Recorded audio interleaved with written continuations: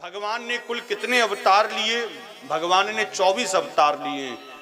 भगवान देवकी के गर्भ से क्यों आए? बोले देवकी ने अखंड तपस्या करी थी, भगवान विष्णु प्रकट होके आए तो उनसे कहा महाराज मुझे आप जैसा पुत्र चाहिए, चाहे तुम ही समान सुत, तुम सन कवन दुराव, मैं आपसे क्या छिपाऊं। इसलिए ठाकुर जी को विवश होकर देवकी के गर्भ से आना पड़ा। धर्म किसकी शरण में गया? बोले अंत में धर्म ठाकुर जी के ही चरणों में श्रीमद् भागवत महापुराण में ही समर्पित हुआ। बोले वहां के बिहारी लाल की जय। आइए आगे कथा में प्रवेश करें, उससे पूर्व बड़े भाव के साथ राधा रानी का नाम ले तो श्रीधाम वृंदावन की यात्रा करते हैं। हो जरा राधे राधे मुख से तू गा, वो वंशी वाला मिल जाएगा। जरा राधे राधे मुख से तू गा, वो वंशी वाला मिल जाएगा। जरा राधे राधे मुख से तू गा, वो बंसी वाला मिल जाएगा। वो वंशी वाला मिल जाएगा। वो बंसी वाला मिल जाएगा। वो वंशी वाला मिल जाएगा। वो बंसी वाला मिल जाएगा।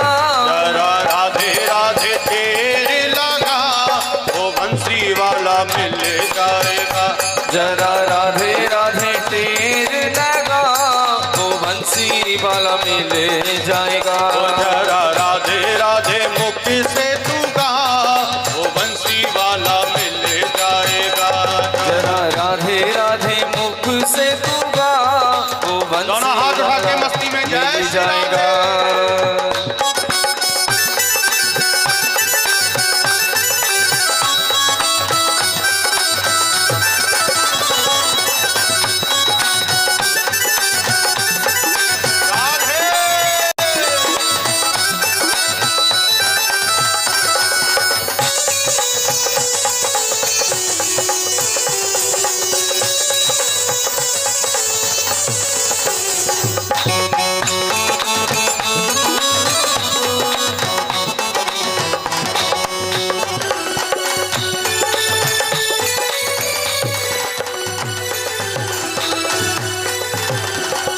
वंशी के बजैया का प्यारा प्यारा वृंदावन, वंशी के बजैया का प्यारा प्यारा वृंदावन। वंशी के बजैया का प्यारा प्यारा वृंदावन।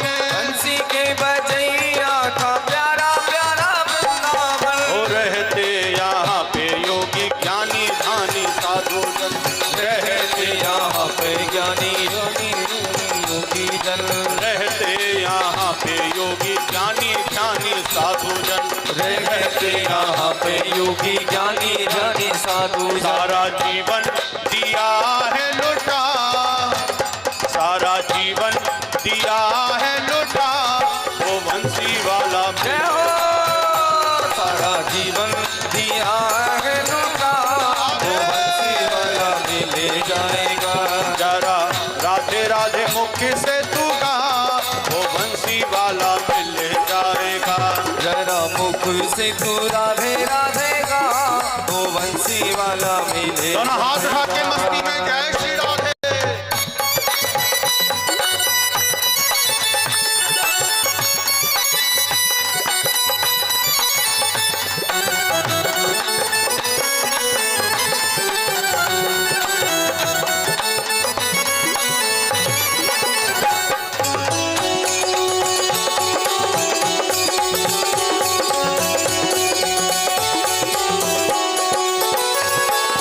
बंसी वाला नंद लाला ठाकुर बिहारी जी, बंसी वाला नंद लाला ठाकुर बिहारी जी। बंसी वाला नंद लाला ठाकुर बिहारी जी। बंसी वाला नंद लाला ठाकुर बिहारी जी। वो चरणों का सेवक बना लो गिरधारी जी।